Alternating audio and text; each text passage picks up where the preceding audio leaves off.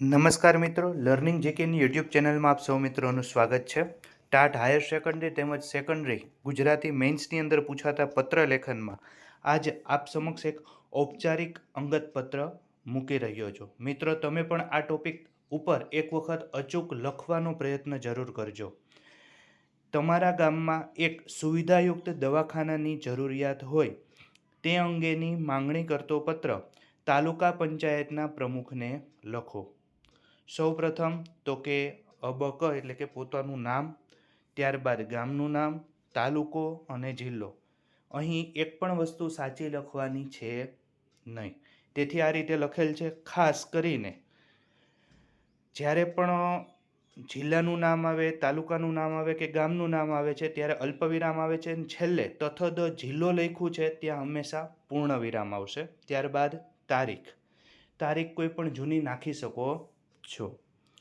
ત્યારબાદ પ્રતિ પ્રમુખ શ્રી તાલુકા પંચાયત ચછજ તાલુકો.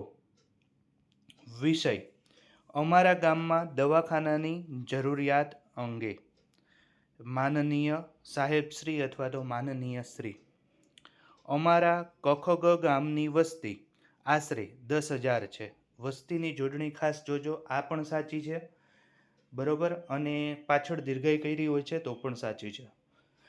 10,000 છે, પરંતુ આટલી મોટી વસ્તી માટે સ્વાસ્થ્યની દેખભાળ માટે કોઈ દવાખાનાની વ્યવસ્થા નથી. તમે અહીંયા વસ્તી વધારે પણ લખી શકો છો.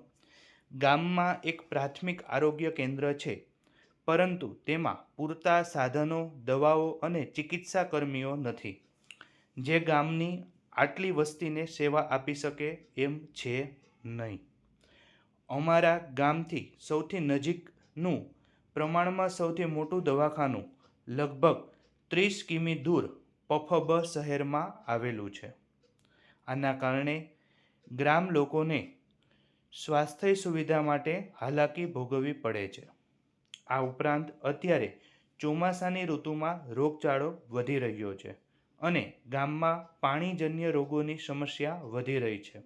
ત્યારે તેના નિદાન અને ત્વરિત સારવાર માટે સુવિધાઓ હોય તે જરૂરી છે. ગામના વૃદ્ધોને પણ નિયમિત સ્વાસ્થ્ય ચેકઅપ માટે 30 કિમી લંબાવવું પડે છે.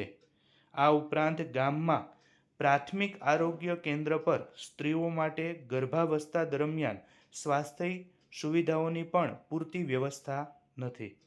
આથી કૃપા કરીને અમારા ગામમાં એક સુવિધાયુક્ત દવાખાનું શરૂ કરવા અંગેના વિચારને પ્રાધાન્ય આપશો એવી હું આશા રાખું છું અથવા એવી હું તમને વિનંતી કરું છું. ધન્યવાદ. આપનો વિશ્વાસુ અબક.